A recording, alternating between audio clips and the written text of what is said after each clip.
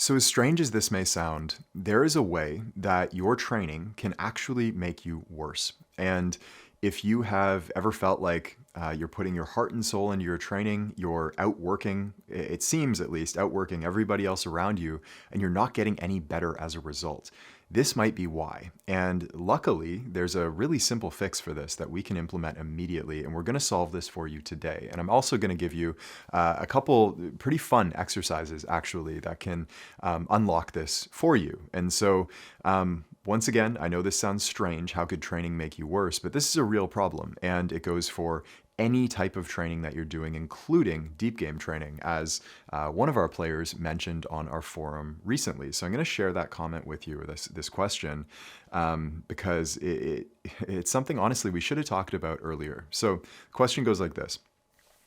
Lately, I've started to feel a lot of mess inside my head while playing. This mess is mostly a lot of tools and techniques that I learned from Deep Game. And I started wondering, what do I need to remind myself of when I play? Do I need to remind myself of the core self-confidence that I have? Do I need to remind myself of letting go of any goals for the game? Or maybe reminding myself the techniques of returning to focus at the game once I lose my focus or make a mistake? And more things like that. Thinking about it makes me confused when I play, and I always try to remember everything and make sure that I don't forget anything. I'm sure this is not the way to play, but I don't know what I do need to focus on when I play, and whether all the other stuff I mentioned will come from themselves, or do I need to keep them in my mind all the time? So, again, this is something we should have talked about earlier, so my mistake. However, there is a simple solution, okay? And it may occur to you right off the bat. Thinking about the deep game techniques while you play is to violate the first law of the deep game, which is, of course, the law of presence. So the law of presence states that performance increases as thought decreases. And thinking about all of the deep game techniques and trying to keep them in your head while you're playing is obviously going to decrease your performance by the nature of that very law. And so the truth is, if you're thinking about anything while you're out there on the court, you're robbing your attention from the present moment within the game itself. Okay, and we use this kind of silly analogy in the Deep Game Masterclass of driving while brushing your teeth. It sounds silly, but it's literally two different things. You're driving and you're brushing your teeth. And the more you brush your teeth while you drive, the worse you're going to be at driving. And we have thinking about the game, thinking about the deep game, thinking about any skill that you've been learning, whether it's a crossover move, whatever the case may be, a new shooting form on your jump shot. If you're thinking about that stuff while you're actively playing the game, it is going to rob you of the free attention that you have and take away from your ability to perform at the best of your ability. So I have just a funny example of this, and maybe this will drive the point home, but it's what I thought of this morning, so I'm going to share it. Personally, my favorite show of all time, my favorite sitcom TV show of all time is Big Bang Theory. And I think the main character in Big Bang Theory is Sheldon Cooper. I think he's the funniest sitcom TV character of all time. If you haven't seen this show, he's basically like a super genius. And with that super genius, this guy is like a walking brain, okay? He's incredibly intelligent, but not the most like physically coordinated. He's a geek, right? And so he moves kind of uncoordinated like a robot. And I guess there was a scene in this show when he was a kid, his parents put him into dance classes. He grew up in Texas, and they made him learn how to dance. And he'd do all of these really sophisticated dances. I don't recall the names of the dances, but you get the idea, like ballroom dancing type stuff. So one episode, the girls in the show drag him out to this bar. They kind of slip him some alcohol because he doesn't drink, but they like slip it into his drink anyway. And it turns out that he tells them that he knows how to dance. So they drag him out to the dance floor, and he proceeds to like do the funniest thing ever. And he goes through a perfectly executed dance. And again, I don't recall the name of the dance, but he executes this dance perfectly. He knows all the moves. He knows all the timing. He does it exactly right, exactly as he had been taught. Because again, he's got like an eidetic memory. He knows all the moves exactly. He's got them like committed to memory. But This guy's not dancing. He's like a robot going through the moves step by step by step by step. That's not dancing. When you're dancing, and you've probably experienced this if you've ever gone to like a school dance or whatever, when you're with your friends at a party or whatever the case may be, if you're trying to dance, like to get all of the moves right, you're not dancing. Real dancing happens when the music is playing and you let the music move your body, right? That is dancing. And that's the thing that Sheldon in Big Bang Theory could not do to save his life. He could get all the moves exactly right, but he wasn't dancing, all right? And that's what made it such a funny scene. And the exact same thing happens with players who train really, really hard and get like the perfect shooting form, the perfect crossover move. They have like exactly all of the techniques that they've been working on in their training so hard. And then they go out into the game and they want to get them exactly right. And it's exactly like the person who knows all the moves to the dance, but they're not dancing. They're not feeling the rhythm of the music.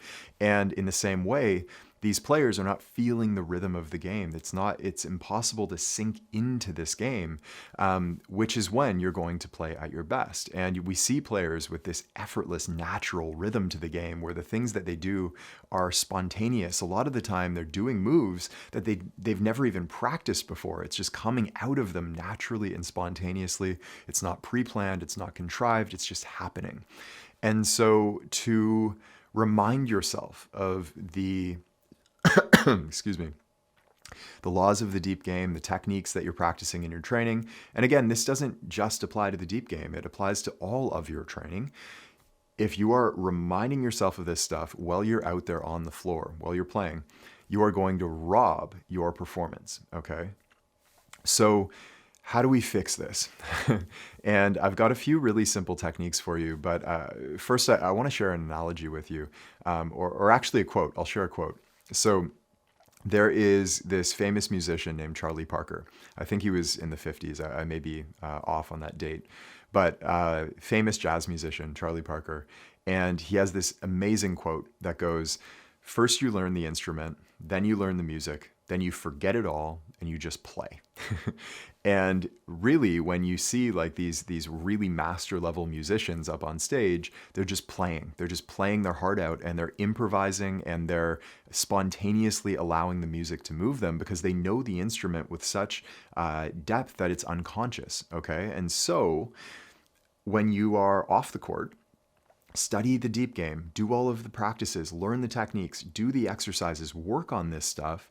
And then when you get to the court, just allow yourself to play. And one way to do this, actually, what I'd like you to try is go to the court and with no agenda in mind, no workout, no plan for that day, just go to the court in a way that feels good and start to play one-on-one against yourself, against an imaginary defender, or what Kobe used to call shadow ball. He'd play shadow ball against his shadow.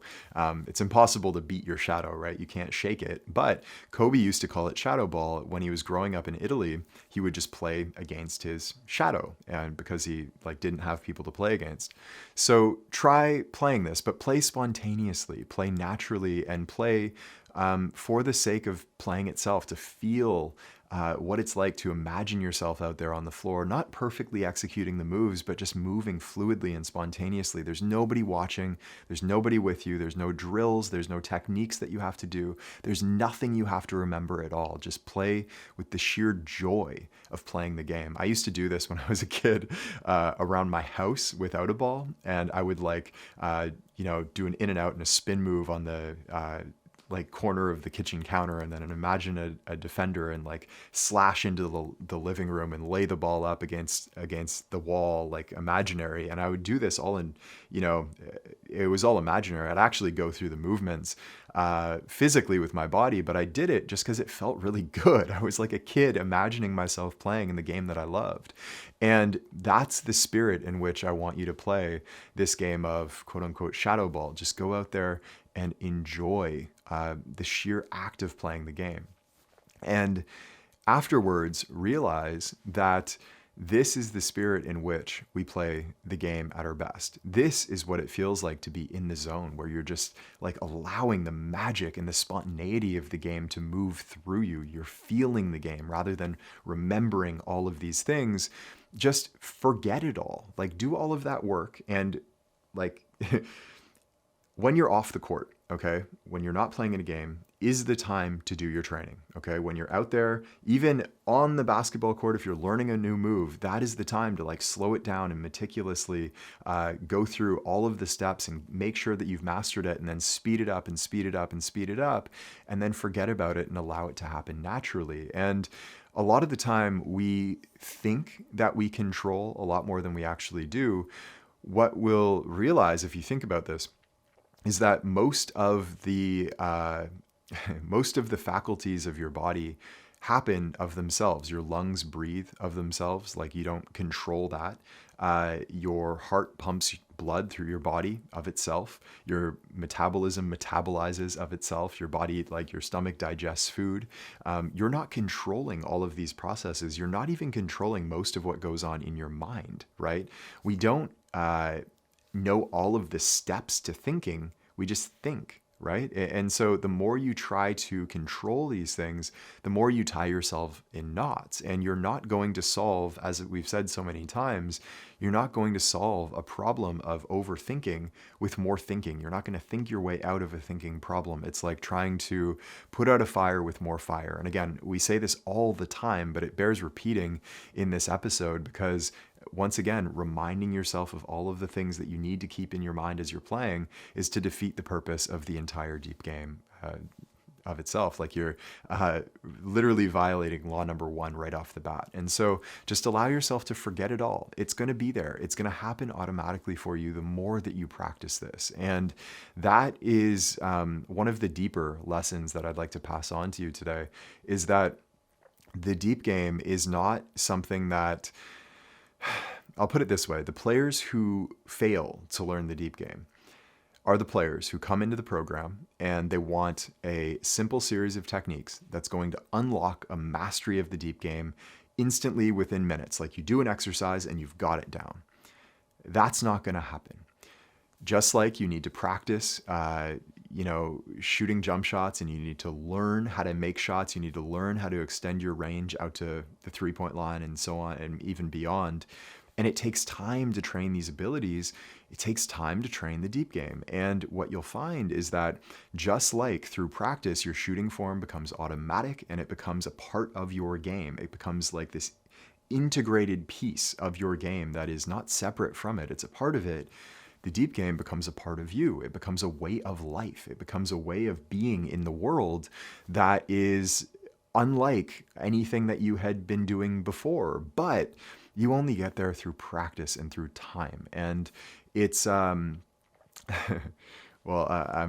reminded of, this is something you might try, okay?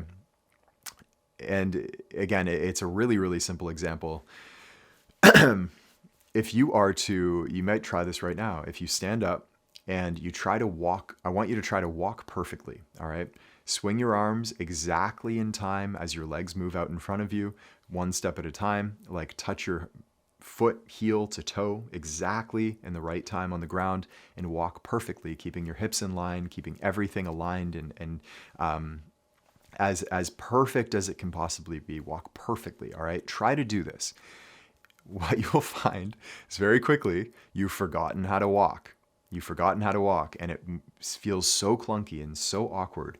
And this is the way in which we are like playing the game of basketball when we try to remember exactly how to play it. You already know how to play the game. And the more that you practice these things off the floor and give it time, all right? This is at the higher levels, the deep game, learning the deep game is a lifelong process in the same way that you've been walking all of your life and you already know how to do it.